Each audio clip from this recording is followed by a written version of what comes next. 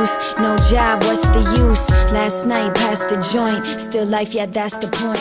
I was always a fan of music, but I never really created much of my own stuff. I knew how to play guitar, but when I got to college, a guy that I knew produced house music, and so he had sort of the basic tools for production, and getting a chance to see that was my first real entrance into the world of, creating and composing electronic music in that way. I kind of was producing stuff out of necessity in a way. I mean, it was fun and I was interested, but it was also like I needed something to rap over. I needed something to sort of serve as the backbone of it.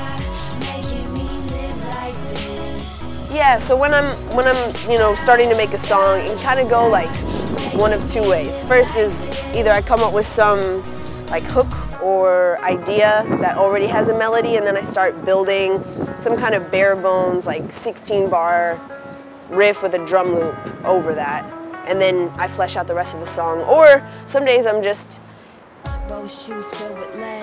usually get inspired by some kind of sound. So more often than not, I'm like, yeah, I feel like working on something today, or I just have that restless energy, and I'll start messing with something, and I'll hear a sound that somehow, captivates some part of me, and yeah, and then I build that structure and start writing around that, and then fill out the rest of the beat around sort of whatever the concept ends up being of the song.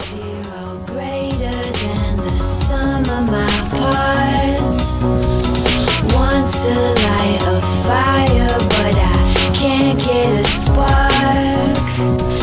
Did you ever think that just me? Yeah, I think my flow is, I was reading an article about Lil Wayne, and that he got a beat and was kind of like recorded like a syllable vibe over it, no words, and then wrote words to that pattern. I thought that was a really interesting way of creating. It's definitely not how I write my own songs, and I think maybe by virtue of that there's a little bit less of a pattern, and sometimes it's good, sometimes it's bad, but I'm trying to experiment more with having patterns and then also diverging from that kind of rhythmic vibe.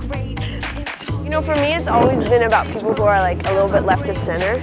So, and I mean, we were just hearing that Big Boy song. Like, I think Outkast is a really cool example of a group that's always stayed true, I think, to who they are, but allowed their identity and their vision to change, in a way that keeps people interested, keeps themselves interested and inspired, and allows their fans to go with them. So Outkast is definitely, a really kind of inspirational, I think, group for me. But other folks that I'm super into, I got really into Dizzy Rascal for a long time, a lot of UK hip hop, just sort of that weird, crazy flow, just sort of off the wall. But I'm also like super into old school stuff like Tribe, Nas. They were kind of my two favorites from back in the day.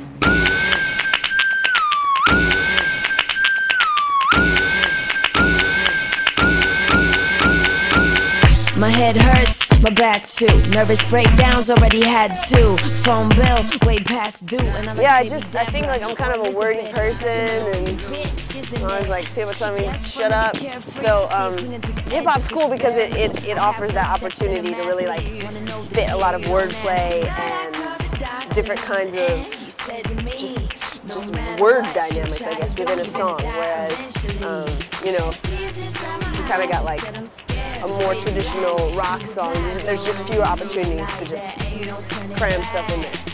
It's like, those vacuum seal bags, like where you like put your clothes in and you smash it?